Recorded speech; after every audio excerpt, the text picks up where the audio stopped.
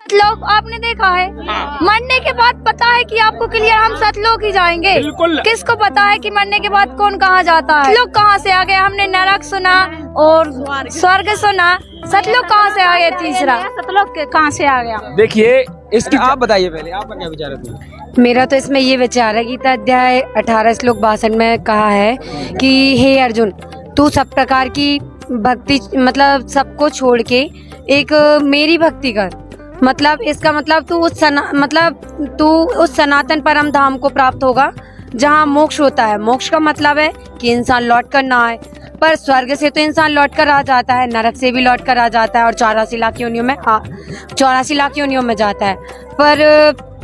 पर हम सतलोक जाएंगे तो वहाँ जन्म मृत्यु होती ही नहीं है। अच्छा, आपका क्या कहना है? देखिए सर, मैंने बताया है ना, आपने देखा है सतलोक? हाँ, हमने इसलिए देखा है सतलोक। हमारे गुरुजी ने जो हमको शास्त्रों में प्रमाणित किया है, फिर जो भी हमारे इस भक्ति को करके गए हैं उनका प्रमाण है। और जो धर्मदास जी हैं तो उनको लेके गए, उनको फिर यहाँ का छोड़ा, उन्होंने वृतांत बताया। गरीबदास जी महाराज जी को लेके गए इस भक्ति करने के बाद, उनने भी बताया। जितने भी संत हमारे सतभक्ति को करते हैं, कबीर साहब से लेकर जिनने भक्ति की है, उनने सबने वहाँ जाने के लिए आने के बाद प्रमाण दिया है। जितने भी गए, आज भी कई बच्चे सतलोक देख के आए हैं। संत रामपाल जी महाराज जी ने सतलोक लेके गए, उनको पुनः छोड़ा है, उन्होंने बताया है वृतांत। आप भी अगर चाहते हैं देखना तो आप जाइए यूट्यूब पे सर्च कीजिए, संत रामपाल जी महाराज जी के चैनल पे कई ऐसी वीडियो पड़ी हैं जो बच्चों को सतलोक लेके गए, उन्होंने छोड़ा है, तो उन्होंने पूरा सतलोक का वृतांत दिया है।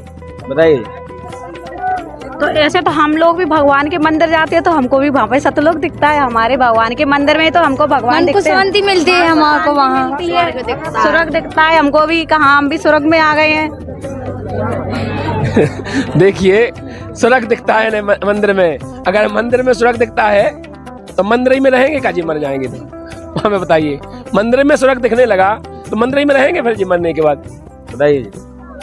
देखो, मरने के बाद मरने के बाद किसने देखा? हाँ, मरने के बाद किसने देखा है? मरने के बाद तो कोई किसी को देखता ही नहीं है। आपने 84 लाख योनियां देखी हैं? नहीं, हमने नहीं देखी। गधा नहीं देखो, कुत्ता नहीं देखो, सुअर नहीं देखो, माखी नहीं देखी, मच्छर नहीं देखो, ये नहीं देखे आपने? ये तो देखी तो यही तो 84 लाख योनियां हैं। पर हम तो अभी इंसान है ना, हमको हम क्या तो मालूम अभी जगत वाले हैं। अरे तो अपने शास्त्रों में वृतांत है ना कि जो मनुष्य मर जाते हैं उनको मरने के बाद 84 लाख योनियां भोगना पड़ती है। ये तो सुना तो होगा आपने, शास्त्र तो कभी सुने होंगे, कथाएं तो सुनी होंगी। उन कथाओं में आपके गुरु भी कहते हैं, जो आप जिन गुरुओं को मानते हैं, जिनने आपको ये त्योहार मनाने के लिए कहा, वो भी तो कहते हैं कि 84 लाख योनियां। रामायण में लिखा है, बड़े भाग मानुष तन पावा, सुर दुर्लभ सब धन गावा। बड़े भाग से मिलता है, 84 लाख योनियां भोगने पड़ती हैं। आप कह रहे हैं किसने देखा है? तो बोल रही हैं कि बड़े भाग से मनुष्य जीवन में लाए से हम बैत क्यों का बात है? हाँ, तो हम बढ़िया मौज मस्ती करेंगे, सब करेंगे। आ गई एक गलती का। इसीलिए संत रामपाल जी महाराज जी कहते हैं, मर्यादा में रह करके भक्ति करोगे तो तुम्हारे साथ कुछ नहीं होगा, और मर्यादा तोड़ दोगे तो कुछ भी हो सकता है। बताइए शिवानी जी, अब आपका क्या क्वेश्चन है? मैं शंकर जी को मानती हूँ तो मैं सोमवार के दिन व्रत रखती हूँ और उपास ही रहती हूँ, तो उसकी मना है। अच्छा, उसको भी मना करते हैं संत रामपाल जी? सब उसको भी मना करते हैं। बताइए, ये बहन जी जो है व्रत करती हैं सोमवार का, लेकिन संत रामपाल जी महाराज जी से जुड़ जाएंगी तो ये व्रत भी मना हो जाएगा, तो ये कैसे करेंगी फिर? देखिए सर, मैं आपको बताऊं, करने में क्या बुराई है? भूखन मरने से पहले तो ये बताइए क्या मोक्ष होगा, क्या सुख मिलेगा? भूखन मरने वाले को कोई सुख मिल सकता है? पहले तो मैं व्रत क्यों करती हैं? मतलब सुख मिले आपको? हाँ, सुख मिले इसलिए करते हैं, सुख शांति हो घर में, इसलिए व्रत करते हैं। मैं यही पूछना चाह रहा हूँ, भूखन मरने वाले को सुख शांति मिलेगी? दिन भर रोटी दिखाई देगी? नहीं, हम रोटी कहाँ मरते हैं, हम तो हमारे मन से करते हैं ना, कोई जबरदस्ती नहीं करता है इसमें। मन से करते हैं? मन से करते हैं तो हम वही तो बोल रहे हैं कि आप मन से करते हैं। आप भूखन मरे से क्या होगा? आपको कुछ मिलेगा? सुख शांति मिल सकती है। अगर भूखन मरने वाले को सुख शांति मिलती है तो अकाल पड़ता है, अकाल में तो लाखों प्राणी मर जाते हैं, फिर मर क्यों जाते हैं? उन्हें तो सुख शांति मिल जाना चाहिए, वो खुश हो जाना चाहिए। अच्छा, आपका क्या विचार है व्रत को लेकर? भूखा मरने से भगवान मिलता तो सबसे पहले तो जिनके पास कुछ नहीं है, जो फकीर हैं, जो भोजन नहीं करते हैं, सबसे पहले भगवान तो उनको मिलना था ना। और गीता जी में अध्याय 6 श्लोक 16 में तो स्पष्ट मना किया है कि यह भक्ति न ज्यादा खाने वाले की, न ज्यादा सोने वाले। गीता जी भी मना है? हाँ, ये गीता जी अध्याय 6 श्लोक 16 में बताया है कि यह भक्ति न ज्यादा खाने वाले की, न ज्यादा सोने वाले की, और न बिल्कुल न खाने वाले की सिद्ध होती है। तो जब भक्ति ही सिद्ध नहीं होगी तो उपास करने का मतलब क्या है? आपके कहे अनुसार ये व्रत करने से कोई लाभ नहीं? कोई लाभ नहीं है, शास्त्री मना कर रहे हैं व्रत करने के लिए। अच्छा, बताइए आपका क्या विचार?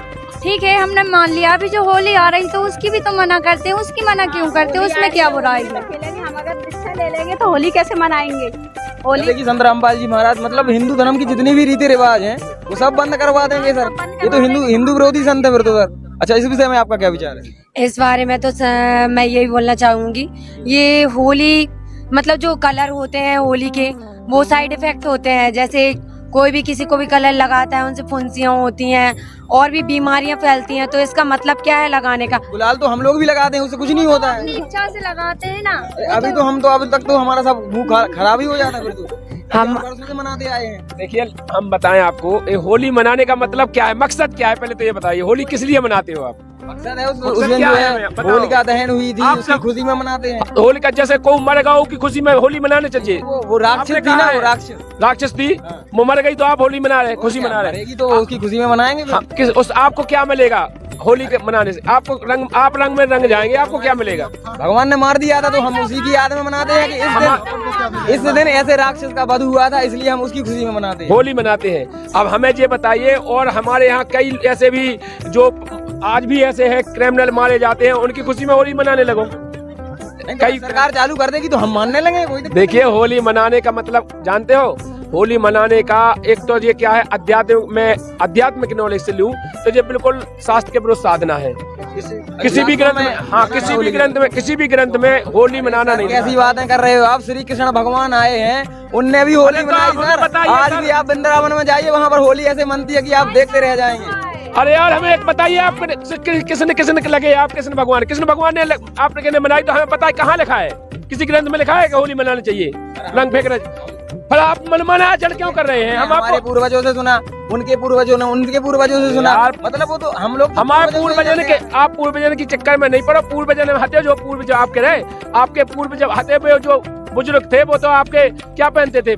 कांच लगाते थे, पंचा पहनते थे, अल्फा पहनते थे। ये पैंट सूट क्यों पहन के घूम रहे हैं? आप हमें वही पहना दो। हाँ वही पहनो ना, आपके पूर्वज जो अच्छा आपके बुजुर्ग पहनते थे उसी में पहनने की वाली बात अलग है। वो पैदल लिंक के जाया करते, आप तुम गाड़ी में जा। आज गाड़ी चल रही तो आप भी तो उसका यूज कर रहे हो। तो क्यों? हम भी तो कह रहे हो अपने पूर्वजनों के हिसाब से चलो ना, क्यों गलत कर रहे हो तुम? उनकी मर्यादा नहीं तोड़ रहे तुम, उनकी मर्यादा क्यों तोड़ रहे?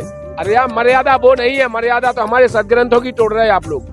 हमारे सदग्रंथों में जो लिखा कुछ और है, वो बता तुम कुछ और रहे हो। होली करना कहाँ मना किया था? कहाँ लिखा है कि होली मत बनाइए, होली मत मनाइए? होली का हो या सब त्योहार का हो, गीता जी में जो आप नहीं करो। जैसे कि बहन जी ने बोला है, हाँ, इधर आ जाइए आप जी। पहले परिचय दीजिए आप अपना। मैं ग्राम पोस्ट अमरोनिया, जिला छतरपुर, मध्य प्रदेश का रहने वाला हूँ। अच्छा, त्योहार मनाना क्यों मना है ये बताइए। जैसे बहन जी ने बोला कि हम दीपावली मनाते हैं, ठीक है, माना कि दीपावली मनाते हैं, इस खुशी में मनाते हैं कि सीता जी घर आई थी ना, तो दीपावली मनाते हैं इस खुशी में, राम जी आए थे उसी की याद में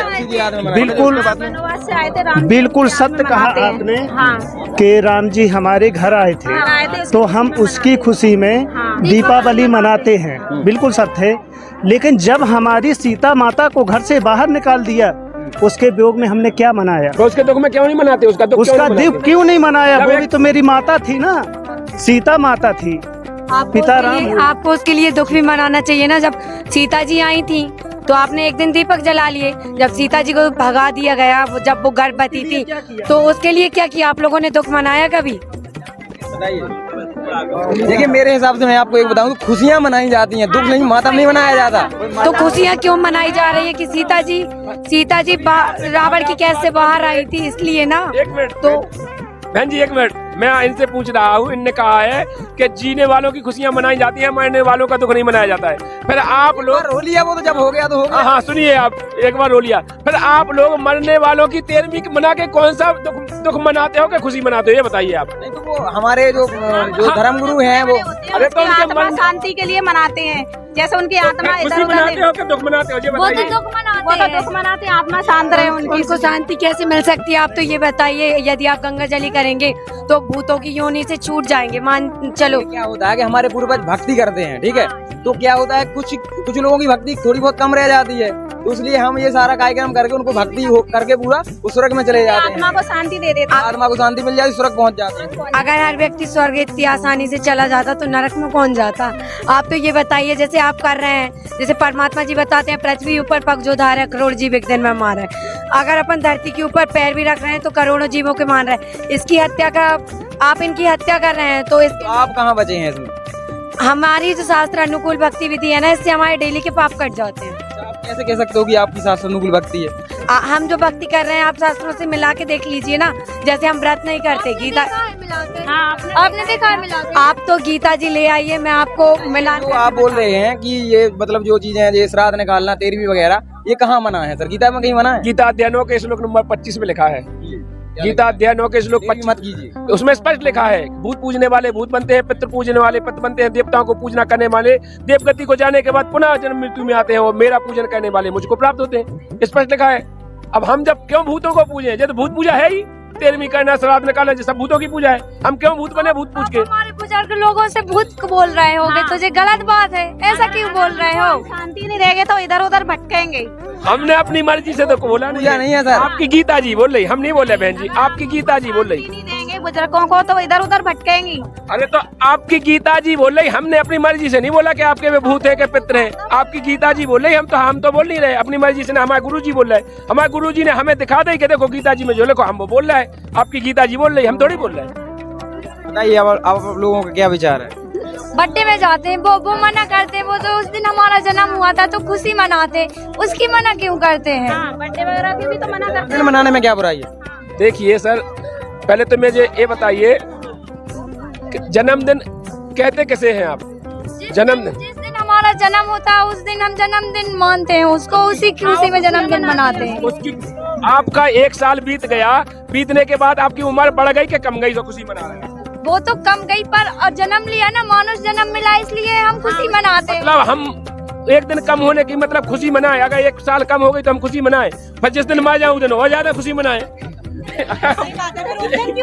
दिन क्यों रोते? वो ज्यादा मनाने चाहिए। जैसे जब हमारी 1 साल गई तब उन्होंने खुशी मनाई जन्मदिन, दूसरी साल गई फिर जन्मदिन मनाया, खुशी मनाई। और जिस दिन मर जाते उस दिन तो पूरे गाँव को जमाओ और बढ़िया सब जने खुशी मनाओ। क्या अच्छी नहीं, हम मरेगा जल्दी। नहीं सर, क्या होता है जैसे पैसा है कहाँ खर्च करेंगे सर? ऐसा करके खर्च हो जाएगा सर। अरे तो भैया पैसा है तो दान कीजिए ना।